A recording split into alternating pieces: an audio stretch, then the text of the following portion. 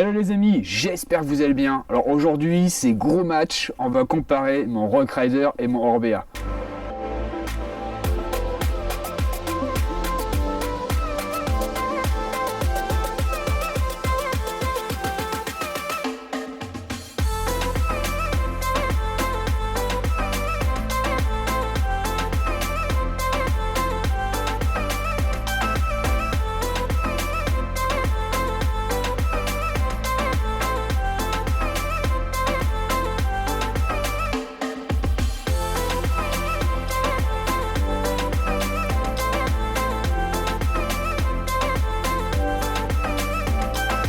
Alors déjà pour commencer c'est plutôt pas mal, on est sur deux VTT de la même catégorie du trail avec quasi le même débattement.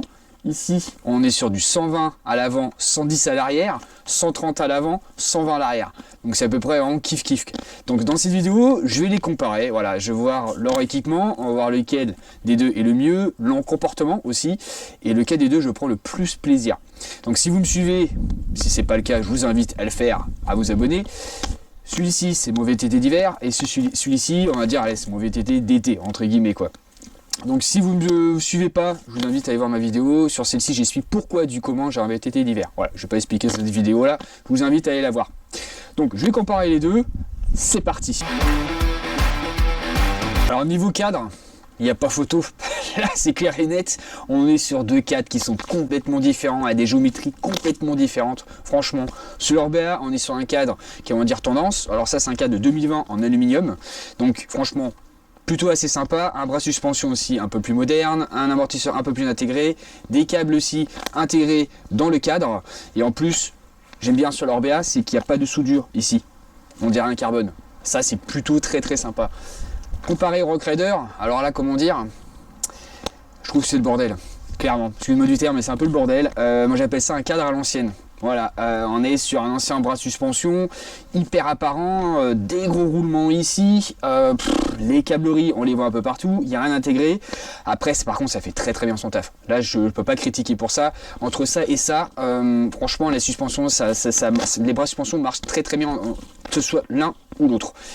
Mais ils auraient pu au moins faire quelque chose un peu plus sympa, en sachant que le RS 900 il sait le faire, et des cadres ressemblent plus à ça que à ça. Alors après je sais pas, est-ce que c'est pas pour le budget, est-ce que ça coûte moins cher de faire ça que faire ça, je sais pas, je n'en pense pas, mais c'est un peu dommage. Voilà, niveau esthétique en plus c'est chiant à nettoyer, bon voilà, ça marche bien mais c'est pas très joli. Donc bon, déjà niveau esthétique cadre, l'Orbea, bah un point.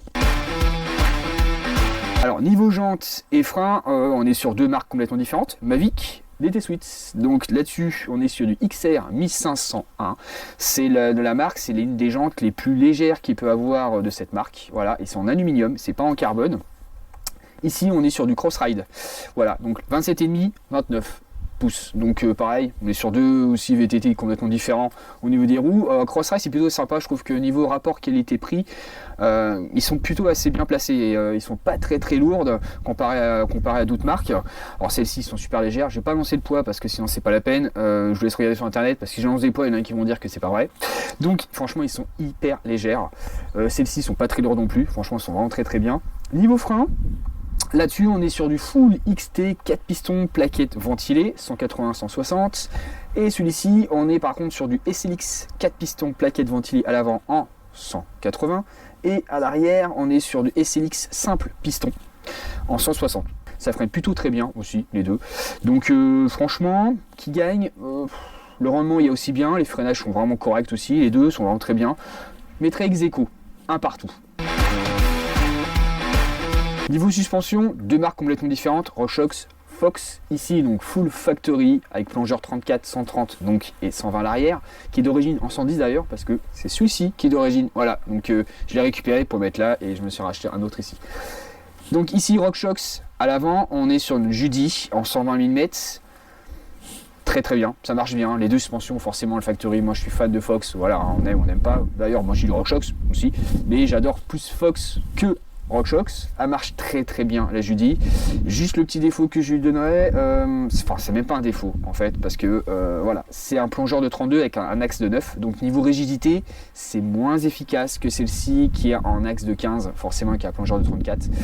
Donc quand c'est un peu plus joueur dans les descentes, on sent quand même c'est un peu moins rigide que celui-ci, mais on peut pas dire c'est un défaut, voilà, j'ai pas eu le choix par rapport à mes jantes, tout ça. Alors été en plongeur 34 avec un axe de 15, ça aurait été le top. Donc elle marche vraiment très très bien. De suspension, rien à dire aussi dessus. Un peu plus joueur là-dessus, forcément, comme je disais. Donc je dirais, même si c'est parce que c'est pas un défaut, je dirais pareil au niveau suspension. Allez, un partout aussi, parce que franchement elle fait très très bien son boulot aussi. Donc niveau transmission, oui, j'ai mis une petite veste. Voilà, parce qu'il est connu du soleil là, ça va, mais dès qu'il est plus là, avec le petit vent qu'il y a, c'est pas terrible. Donc, on est ici sur du très haut de gamme et ici on est sur un entrée de gamme. Donc, forcément, vous allez me dire le très haut de gamme va remporter. Non, on va essayer de voir. Si je vais vous dire si c'est aussi intéressant d'avoir du haut de gamme ou pas au niveau rendement. C'est ça qui est intéressant aussi. Donc, on va commencer déjà par le pédalier. Le pédalier chez Rock Rider, je vais arriver, on est sur du NX, donc j'avais dit, et sur le Orbea, on est sur du X01. Alors, forcément, niveau pièces, on est beaucoup plus performant sur l'Orbea puisque on est sur un pédalier qui est beaucoup plus allégé que sur l'NX. Le niveau poids déjà, il n'y a rien à voir. Après, franchement, niveau rendement, au niveau du pédalage, il n'y a pas beaucoup de différence. Perso, moi, ça tourne aussi bien que ce soit j'aurais mis du NX sur l'Orbea. J'aurais pas beaucoup vu de différence et surtout au niveau de sa rigidité, au niveau du pédalier que ça joue. Et quand je dis au niveau des composants, au niveau du poids, c'est ça qui va jouer. Mais au niveau rendement du pédalage, moi perso, c'est mon avis et toujours ce que je donne là, je vois pas beaucoup de différence entre les deux quoi. J'ai pris quand même du X01, c'est pour gagner comme je l'ai dit en performance et en poids sur le vélo, mais franchement les deux ils sont très très très très bien quoi. Niveau cassette dérailleur, alors là on est pareil sur deux choses complètement différentes. Donc le Rock Rider, on est sur un full NX cassette. Je peux parler de la chaîne aussi, donc cassette, chaîne et dérailleur sur du NX, et sur l'Orbea, donc on est sur du XX1 au niveau de la cassette. Donc on est et sur une chaîne aussi en XX1 et un dérailleur par contre en X01 à XS. Alors là par contre ça va changer complètement la donne.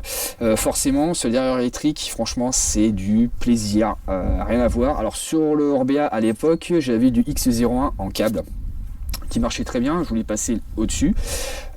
Franchement, niveau rendement, si j'avais mon câble en la place du électrique, le NX et le X01, moi je trouvais pas beaucoup de différence. Le passage de vitesse se faisait aussi bien. Pareil, ça joue beaucoup au niveau en fait des composants. Voilà, il y a une chape qui est beaucoup plus légère, les pièces sont plus légères, la cassette aussi beaucoup plus légère en XX1. On est en un seul bloc que la XX1, la NX pardon, est en plusieurs pièces détachées, donc ça fait plus lourd que le XX1. C'est beaucoup au niveau des composants qui sont allégés. Au niveau performance, je trouve que c'est aussi efficace, même pour la chaîne, c'est aussi efficace. Je trouve pas beaucoup de différence. Le NX, moi, voilà, je passe mes rapports, ça passe aussi bien. Là, forcément, on est sur un dérailleur XX, donc j'ai dit électrique, et là ça change comme je disais tout à l'heure complètement la donne. Les passages de vitesse c'est un pur plaisir, ça passe tout seul, vous appuyez à peine, vous montez tous vos rapports. Avec l'application elle est dingue aussi, vous pouvez faire plusieurs réglages, vous pouvez améliorer aussi le monter et descendre des vitesses au niveau du shifter, c'est à dire que vous appuyez en bas pour monter les vitesses et en haut pour descendre. Alors, vous pouvez inverser aussi pour les gens, donc passage de vitesse en haut, descend vers le bas, vous appuyez sur le shifter aussi en une fois en restant appuyé sans comme un dingue, juste en appuyant vous passez tous vos rapports de haut en bas sans s'arrêter jusqu'à vous relâcher pour que ça s'arrête forcément, sinon ça passe tout d'un corps, tout d'un seul coup, ou sinon vous pouvez passer 3 rapports ou 2 rapports au choix, c'est à dire que vous restez appuyé, il n'y a que 3 rapports qui va passer, pas plus, après vous relâchez, vous appuyez et ainsi de suite, ou que 2 rapports, donc ça c'est plutôt pas mal, comme ça vous concentrez vraiment que sur la côte que vous avez passé et non à passer sur les vitesses sans arrêt à passer avec le câble. Donc ça c'est vraiment du pur plaisir, en plus ça monte tout seul, c'est vraiment top quoi. Donc j'avoue, forcément ça va un peu aider. Alors niveau aussi un petit peu pour ceux que ça intéresse, au niveau de la cassette je suis sur du 10-50, je suis pas sur du 52, je préfère un 10-50, ça me suffit largement, et sur les deux VTT on est sur du pédalier en 34, donc ça me va complètement. Voilà, je passe pas en 52, ça mouline très très bien en 50 pour ce que je fais, donc franchement ça me convient quoi. Donc forcément, niveau rendement des deux, voilà, j'aurais du câble sur l'XC01, je dirais pas que j'aurais mis un X-Eco, parce que franchement, rendement c'était nickel. Là, forcément, le dérailleur XXX a fait monter la barre d'un niveau. Donc là, je dirais forcément, vous savez, hein, l'Orbea qui gagne par rapport au Reclader. Alors tige de selle et selle, bon bah pareil, différent. Ici on est sur le Reclader, voilà, tige de selle d'origine avec sa selle, très confortable d'ailleurs. Modèle Confort Plus, franchement top. J'ai pas mis une selle télescopique parce que déjà je peux pas passer le câble à l'intérieur. Ça m'aide, je vais pas mettre encore un câble à l'extérieur, hein, il y en a déjà assez comme ça. Donc j'ai laissé comme ça, c'est très très bien, allez, franchement c'est très efficace. Et ici forcément Fox Kashima avec une selle Italia XLR, très performante aussi. Forcément voilà, on est sur deux choses complètement différentes, qui peut gagner, on va dire, par rapport grâce à la fourche télescopique qui est un peu plus performante. Donc on va partir sur l'Orbea, voilà. Bon, un dernier point à voir, le rendement. Est-ce que celui-ci, il est hyper bien équipé? Est-ce qu'il est aussi confortable que celui-ci? À voir aussi, ça veut rien dire, parce qu'il peut être bien équipé, mais voilà, rien du tout quoi. Donc franchement, des deux, j'en suis très content des deux. Franchement, celui-ci, il est top. Et le Reclader, il est pas non plus dégueulasse. Bon, après, peut-être aussi les améliorations que j'ai fait aussi, tout ça, que j'ai apporté, il est peut-être beaucoup mieux. Mais malgré ses bras de suspension qui est un peu grossi ou quoi que ce soit, ça absorbe super bien. C'est nickel. Voilà, peut-être dans les descentes que je suis un peu moins joueur, parce que forcément, quand j'ai dit tout à l'heure, peut-être les fourches qui sont un peu moins rigides, donc ça se ressent par rapport à celui-ci. Mais clairement, j'ai une grosse préférence sur l'Orbea. Je trouve que il est beaucoup plus joueur, alors par rapport peut-être à sa géométrie aussi, du 29 pouces, je trouve que voilà, plus joueur dans les singles, dans les descentes, dans les montées, je trouve que c'est plus agréable. Ce soit même sur route, franchement je prends du kiff là-dessus. Quand je monte, j'ai le smiley, franchement j'adore, c'est un des meilleurs, de tous les VTT que j'ai eu, c'est le meilleur que j'ai eu. Je critique pas celui-là, il est très bien aussi, je prends vraiment du plaisir aussi à rouler avec. J'ai mis un peu de temps aussi à m'y faire, par rapport à, si vous avez vu les vidéos précédentes, par rapport à la potence aussi, qui était en 80, que j'étais obligé de modifier, je vais arriver en 60. Un peu trop léger à l'avant et se cabrer à chaque fois, c'était un peu la misère. Alors c'est pareil aussi, les jantes étaient extrêmement lourdes de base, ici sont beaucoup plus légères, la fourche aussi était beaucoup plus lourde d'origine.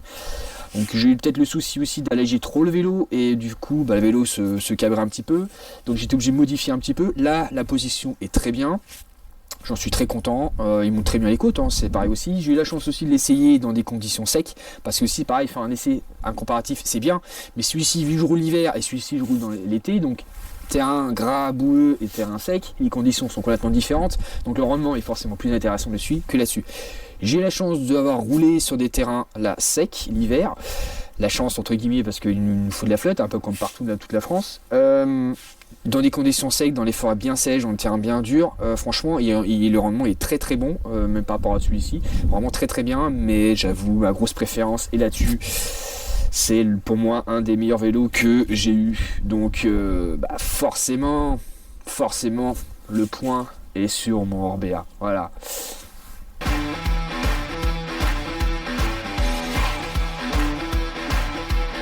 Vidéo terminée les amis, j'espère que ce comparatif vous a plu, franchement c'était assez sympa quand même, ça m'a fait plaisir de découvrir mes deux vélos, de voir la différence des deux aussi, de faire découvrir un petit peu voilà, les entrées de gamme et haut de gamme, si c'est intéressant ou pas intéressant, voilà, j'espère que ça vous a plu en tout cas. Nous on se dit comme d'habitude à la semaine prochaine pour une vidéo, n'oubliez pas, abonnez-vous, mettez un petit pouce bleu, allez à la prochaine les amis.